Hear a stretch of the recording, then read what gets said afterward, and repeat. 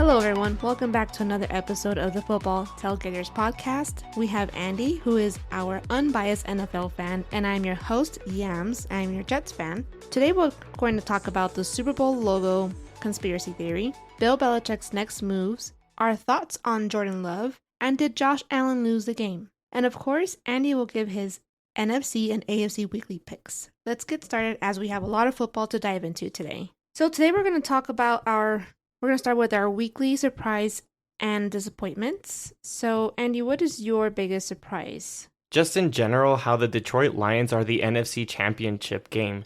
I have been watching the NFL for almost 20 years, and I am finally going to see the Detroit Lions in the NFC Championship.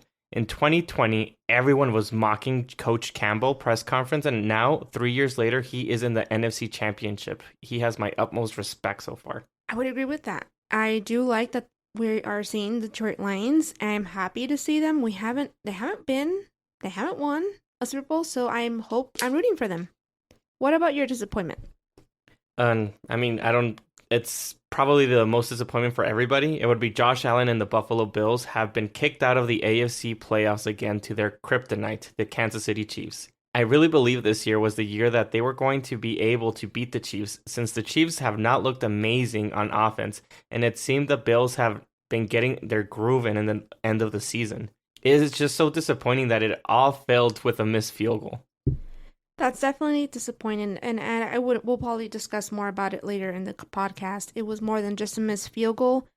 For me, the disappointment might be just how the two games ended in an interception with Jordan Love and Baker Mayfield. The games were so close, and for Jordan Love just to throw it across his body, that's just a big no-no. Yeah, for sure. All right, so let's get into our first topic today. What is behind the Super Bowl logo conspiracy? So, since I think 2 Super Bowls, we've had the logos kind of match the teams in the matchup for the championship. So it seems that we're kind of heading in this direction. The NFL fans are starting to believe the Super Bowl logo conspiracy. What are your thoughts on this?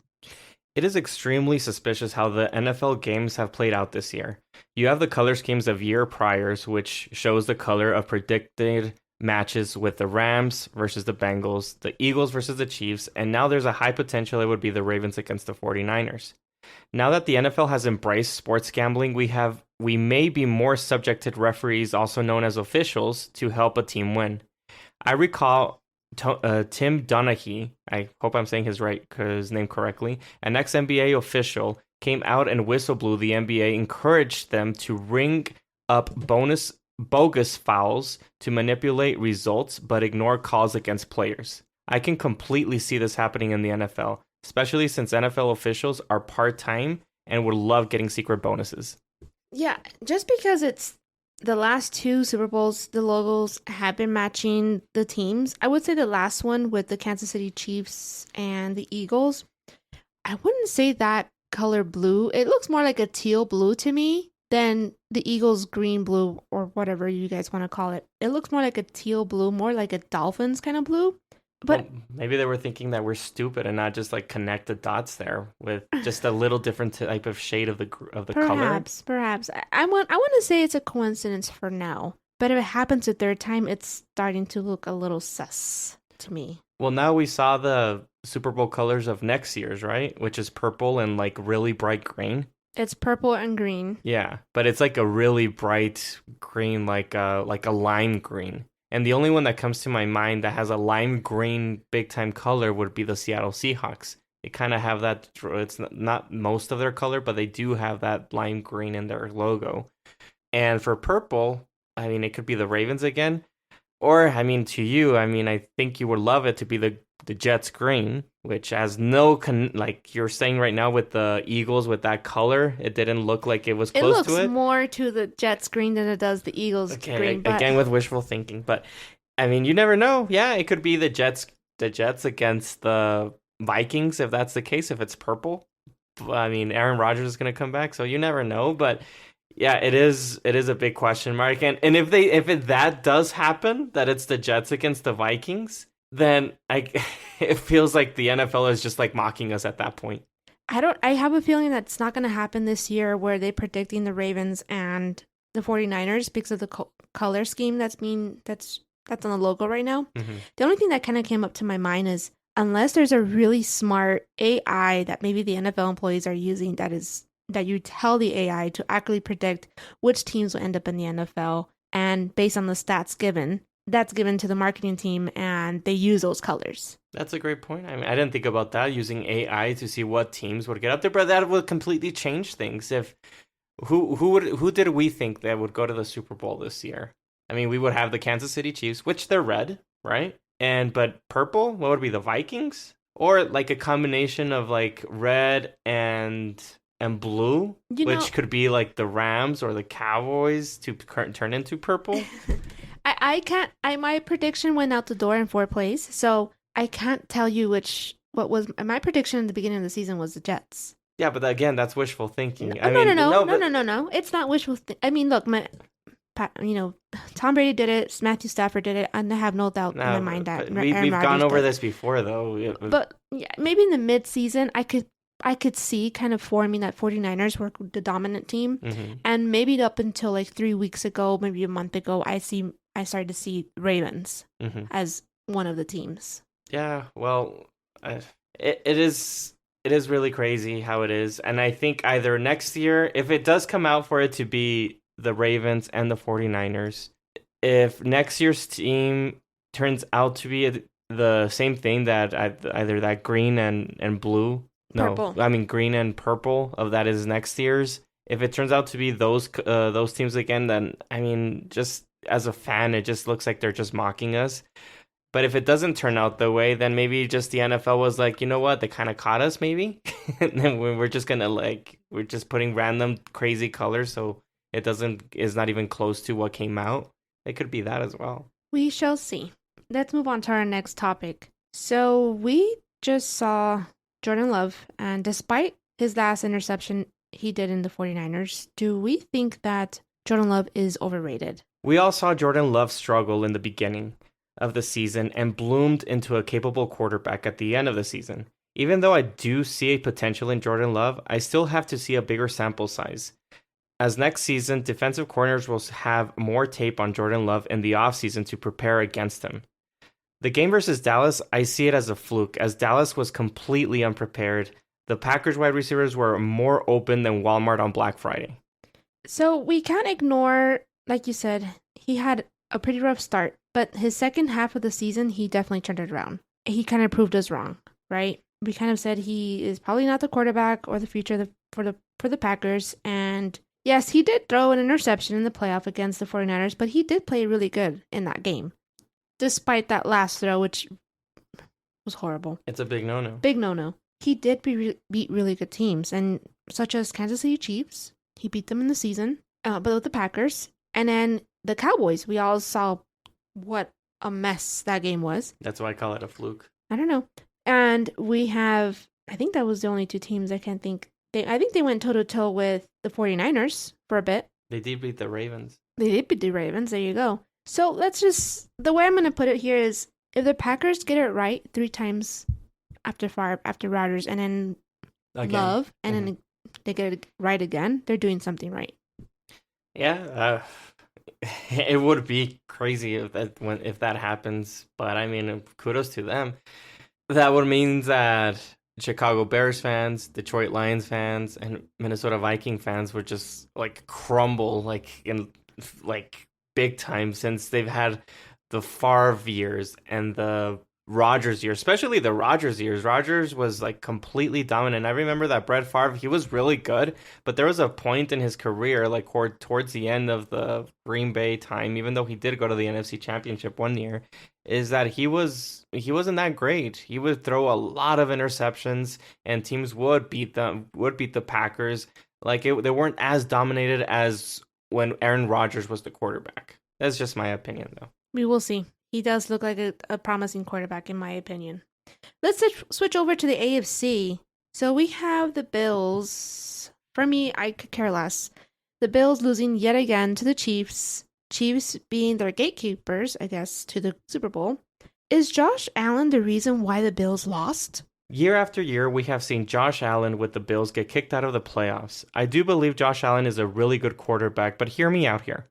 I believe quarterbackless teams would trade their house, office building, cars, planes for Josh Allen.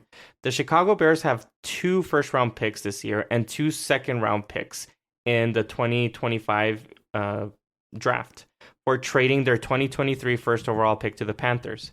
If you trade Josh Allen to the Bears, the Bills would receive first overall pick Caleb Williams, which saves a ton of money against the cap. Bills would also receive the number 9 overall pick, plus they will keep their first rounder for this year. That means they will have Caleb Williams and 2 other high potential players this year. And of course, you will also get the Bears 2025 first round pick too. Double up on the future, in my opinion. So you're saying to move on from Josh Allen? Yeah, and that way, they would get a great potential quarterback of Caleb Williams, which everybody's having 2 really high standards for. That's one. And then since Josh Allen is taking a lot of their money on their cap, you would have a cheap quarterback for the first 3 years. And then you would have also the other first rounders that you have, which are there 2 first rounders. And then next year you have 2 first rounders again. Like, you have a big time opportunity here to build for the future. Get as much as you can get. I mean, right now I'm saying that Josh Allen's worth 3 first round picks plus other rounds as well. But maybe you can even get more. 4, maybe 5 if I'm talking crazy here.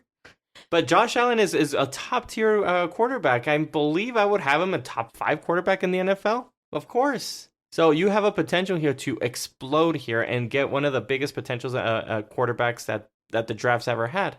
I'm not saying that he is as good as Andrew Luck was coming out, but I think he could be even better than Trevor Lawrence. I think Trevor Lawrence, we're looking like he is good, but he's not as amazing as people were saying. But I think Caleb Williams could be better than Trevor Lawrence.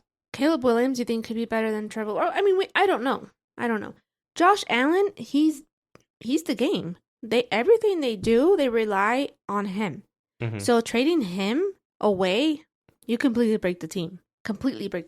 There's a couple of reasons why. They rely on him too much. The run game just never gets going. Yeah, they have James Cook. Is it Cook or Cooks? I'm not sure. But James Cook, he can't get going. He gets a couple of runs, but they don't have that dominant run. This year was crazy. I mean, we saw so many interceptions from Josh Allen. He's always been that way. Okay, well, and then it comes to a point that maybe you would be even better if you had a interceptless quarterback. And we've seen year after year after year that Josh Allen goes to the toes. He's just not it. I'm just saying that they put too much on him, and it's not going to work out if you completely put everything on Josh Allen, because he is, like you're saying, the team, right? You take him off, you're going to have to figure it out with your new quarterback that comes in. And if you put the bigger pieces around him, like, all right, let's make this happen. Also, if you want to throw in there Stephon Diggs and trade DJ Moore, like do a replacement, like an exchange, I'm all for that. Like, it's enough of Stephon Diggs to complain. He had a great opportunity in last night's game to actually be able to help the team win, and he dropped a big important pass. Didn't Tyler Bass miss 2 field goals yesterday? Was it just that one? I believe it was just one. Are you sure? No, I'm not sure. But still, yeah. I mean, it sucks that you lose because of a missed field goal. Well, they lose because of the field goal. But also that he overthrew. Or I'm sorry, he underthrew in the end zone. I don't know where he was going to. You're making a little bit my point there. But did he have an interception? No, he didn't. Also, what about that pass right on the dime for Stephon Diggs? He didn't catch it. That's what I'm saying, though. Yeah, I would get rid of Stephon Diggs immediately. Well, then exchange like with DJ Moore. I mean, or build with another wide receiver. You can actually have another wide receiver. You do have good potential there. The running game was working toward the end of the season. Build more on that running game there. After they fired. Yeah, after they fired their offensive coordinator and got Joe Brady. Exactly. Instead. Now you have a tremendous, great tight end. Looks like it. And you just need to build a little bit more. And it seems like you can have a big-time potential with so many first-round picks. And it seems that the Bills are pretty good at like scouting talent as well. So I think they would do a really good job with these first-round picks. How many first-round picks do you think Josh Allen's worth? A buttload. Tell me. 2 to 3? 2 to 3. See, I mean, I'm saying 3, and I'm saying that it's not crazy to go with 4. Everybody wants. You're not moving on from him. I'm just saying it's something that you should put on the table just in case to take a look. It's a great I potential think they opportunity. should move on from Sean McDermott and Oof. Stephon Diggs. Oof. You know how many years it's been since Buffalo Bills have like been good? Like I remember like I believe his name was Trout, EJ Manuel, Fitzpatrick times. Uh, what's the other Yeah, but quarterback there's that's with some the Giants right now? there's head coaches available. Is Mike Well, Vrabel still available? yeah, Mike Vrabel's still Mike Vrabel's available. still available. That'd be a But great Sean hire. McDermott put Buffalo Bills also in the map Put as him on the well, map, as well of as Josh course. Allen, right? I understand Mhm. that, but it comes to a time, and I can say the same thing for the Dallas Cowboys as I've well. been Kind of a saying, similar situation there that you have to do something yeah, in you that have to shake situation. things up. You got to shake things up if you want to get to that next level, and it seems like what you're doing is not working. You've been kicked out so many times by the Kansas City Chiefs. I believe. I think all the times they've been kicked No, out by no, them. one was the Bengals. One was the Bengals. Okay, but that was 6 or 5 of them that were all the Chiefs. Yeah. I'm just saying it may be time to look at something else, or I mean, just keep trying and swinging and missing, swinging and missing, I've and been swinging saying and that missing. the Bills team is just not the same as they were 2 years ago. The time for the Bills to win was 2 years ago. Ever since then, they've been just declining, and they're going to decline next year too. They have an aging defense. Mm-hmm. The players, Stephon Diggs, Von Miller has got to go. Von Miller aging. Yeah. He got like 17 or 12 to 17 tackles, and I think they calculated that based on his contract, he got like 2.5 million per tackle. Wow. He got 0 sacks this year. Like that guy's got to go. It's just it feels that the Chiefs have less going for them than the Bills do, right? This year. The Chiefs have less than they have I agree. we've complained about how the wide receiver dropped. Yeah. Who's the number one besides Travis Kelce? Who's the other one? Rice, but he kind of flourished in the second half of the season. Yeah. And then you have Valdez Scantling, which he's okay, but he's not amazing. He's not good. He's okay. I said he's okay. Okay, fine. You have Miko Harmon fumbling in the end zone, touchback. Yeah. There's just so many opportunities for them. And look where they are. But it seems like they had just the connection between Kelsey and Patrick Mahomes. I don't know how you have Kelsey just open sometimes, completely open. It's just insane to me how you don't double him up all the time. You just take him out. You take away his security blanket, and the other wide receivers are not going to catch it. So I don't know. They need to figure out the run game, and they need to get a couple more weapons, like using more Kincaid. Now that they drafted him in the first round. Yeah, well, he was being used a lot. Not until Knox went out of injury, which True. was like in second half of the season. That happens. Though. Look at Detroit with Gibbs. But isn't that kind of normal with running backs? Is it? You have, unless you just have dumb coaches, you have Arthur Smith using. Bijan Robinson secondary to Algier. Algier, yeah. So. But then you have the other ones like. I don't know, the last one that I remember is Ezekiel Elliott. He was put in the place right now for the Cowboys, like right there and then, like, go on. I mean, you're a first rounder for a reason. And I think that should be the case. Even the Jets with Breece Hall, they put him right away in there. And even though he wasn't a first round, he was a second round. But, I mean, you put him in there right away. So it's mind-boggling to me. These coaches. Yeah. We sound like we can do a better job. Another wishful thinking. Let's move on. Let's shift our focus to, let's talk about the head coaches. There is some head coaches on the move. Bill Belichick has had his second interview with the Falcons. Do you think Bill Belichick and the Falcons are a good match? The biggest problem I see is who will be the Falcons quarterback. We all see the disaster the Patriots were since Brady left. The Cam Newton disaster, the Mac Jones experiments, it didn't work. Bill Belichick needs a quarterback as to any future potential head coaches. Even though the Atlanta Falcons have promising young roster, which includes Bijan Robinson, Drake London, and Kyle Pitts on offense, you still need a quarterback that will elevate the team. Without a quarterback, you will only see a better defense in Atlanta with Bill Belichick as a head coach. The Falcons have a really young offense. They have Drake London, they have Bijan Robinson, they have Kyle Pitts. And honestly, I think all they need to do is bring in a capable quarterback. I think I saw somewhere on Twitter that if given the chance, Kirk Cousins would come play for Bill Belichick, and I think that would be the best thing for Kirk Cousins, and I think it'd be a good place, a good start. They have a young offense and a lot of good weapons, in my opinion, with the 2 running backs and Drake London and Kyle Pitts. Like, these are great options. and great Even though maybe Kyle Pitts is a little overrated, it could be. How he can could be you? a bust. Yeah, we don't know much. He's If had you like have 3 quarterbacks already, though. He had Mariota, he had bad, Howell, he had horrible, Ritter. horrible. I mean, still though. Then you have the one that came Howell. No, not Howell. now that you said Howell, I can't Heineke. think. Heineke. Thank you. Heineke. Yeah, there's horrible quarterbacks. Yeah, it's a wait and see thing. I mean, Kirk Cousins, if he comes to Atlanta, I mean, he did use his tight ends. It would be really interesting to see Kirk Cousins there with Bill Belichick. I mean, it would be a capable quarterback, and it would be a chance for Bill Belichick to prove what everybody's been saying, that you only won because of Tom Brady. Right. Which kind of brings me up to the next question is, there isn't much interest in Bill Belichick. It seems like there's only this one interview that he's had with the Falcons, right? Why isn't there a bunch of teams lining up to hire Bill Belichick? I heard today that the NFL teams were more interested in Deshaun Watson in the offseason than teams were interested in Bill Belichick, Tom Brady, and Lamar Jackson, which is just insane. How I see it, I think teams are looking for younger coaches, as that is what is trending right now with success with teams. You have Sean McVay, Matt LaFleur, Mike McDaniels, Zach Taylor, and Raheem Morris. Bill Belichick will be 72 years old when the 2024 season starts, which makes you think, how long is he willing to continue to coach? I have no doubt he's still a great coach compared to other disastrous head coaches like Brandon Staley and Josh McDaniels.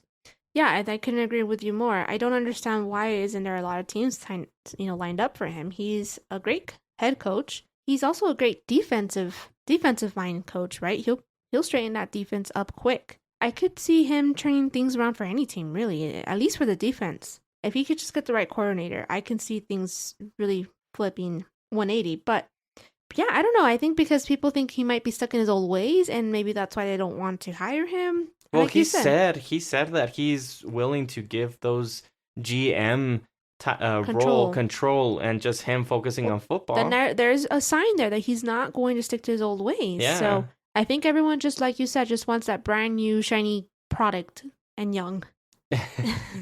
But it's crazy though, no? Like, it is. Like, it is very true. When Tom Brady was out and available, like, a lot of people, which, I mean, for me was insane, were thinking that he was washed up, even though the guy won 6 Super Bowls. Like, he won a Super Bowl, like, recently, and, like, every team, like, is, like, been waiting to be even getting close to a Super Bowl. We can name so many teams. I would have, even if you had, like, a kind of capable quarterback, I mean, you give me the opportunity to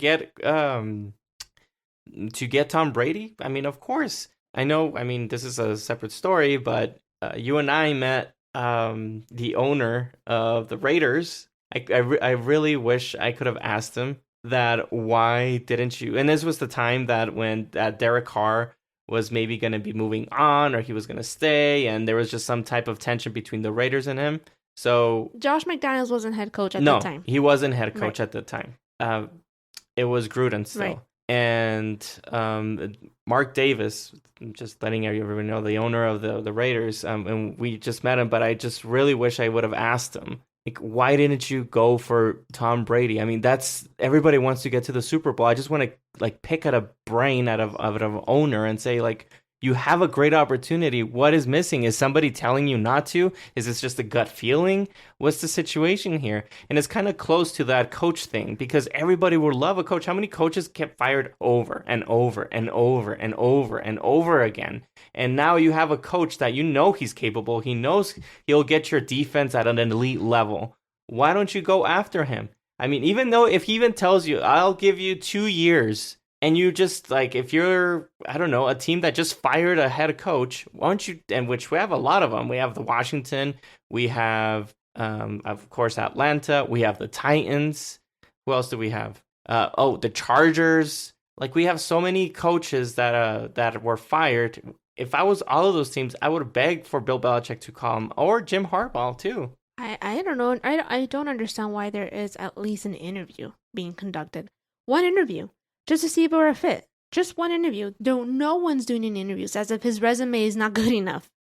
One of the things that I'm very surprised at, I mean, we talked about this last episode, but was Mike. Why am I his name is coming? McCarthy. Why did the Dallas Cowboys keep McCarthy when Bill Belichick is available? That's just really, really strange to me. Now, that makes me think, did owners like call Bill Belichick? I was just about to tell you that, yeah. And there's something that they're not liking, or something that he's saying that is just like, is he telling teams no? I would think it's crazy if the Chargers call him, he'll be like, no, even though you have Herbert as your quarterback. I mean, that's a coach's dream. Perhaps the fact that Cowboys did not make the phone call, because Jerry Jones says if he wants to be the Cowboys head coach, he needs to call me. I'm not calling with Jerry anybody. Jones, you never know.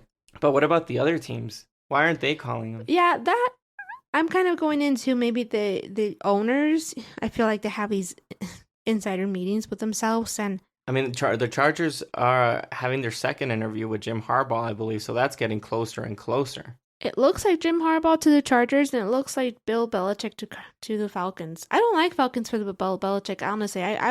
Why not? That team is very... I know, right? I mean, that division is, like, low. I mean, you have New Orleans Saints struggling.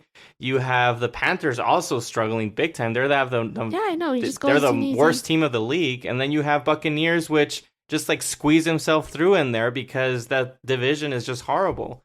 It's just the same reason how Tom Brady went to that division, dominated, and now it can be Bill Belichick. But you need a quarterback. Who's going to be your quarterback?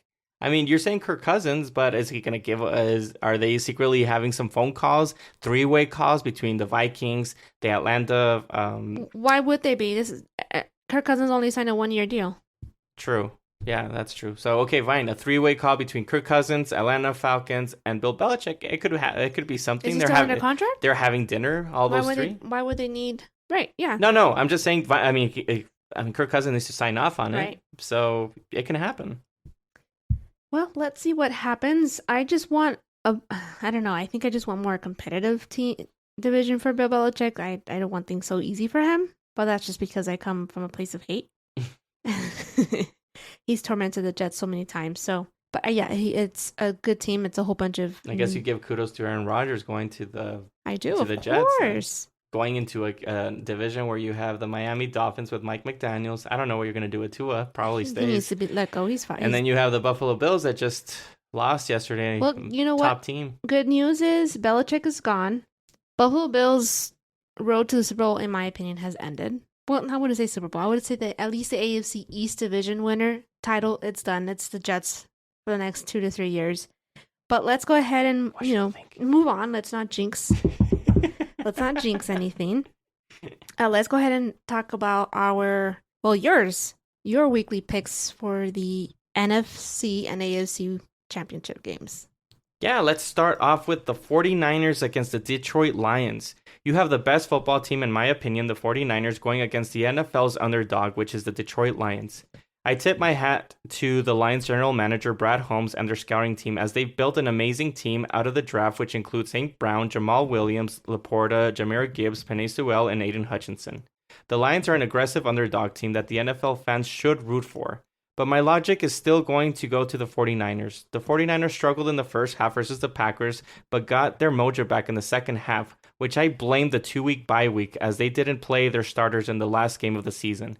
Even though they have many injuries on the defense, they are still an incredible coached, stacked team with big-time weapons including AU, Kittle, and Christian McCaffrey. Even though I prefer the Lions to win, I believe the 49ers team will prevail in the end. Last but not least, we have the Kansas City Chiefs against the Ravens. The game of the weekend. You have the superstar Lamar Jackson going against the possible future GOAT Patrick Mahomes. Analysts have been saying this is one of the best defenses Chiefs have had. And in the other side, the Ravens defense have been playing at a high level all season. I myself am seeing a lot of trouble in the Chiefs offense, as Kelsey and Pacheco are the main stars of the offense. I believe the 10-year experienced defensive-minded John Harbaugh will be able to contain Kelsey and make it harder for Patrick Mahomes to find open receivers, and will be forced to use his legs. I also believe this year Lamar Jackson has jumped to a high level, making it almost impossible to stop his super quick agility and passing game. For that reason, I will be picking the Baltimore Ravens. All right.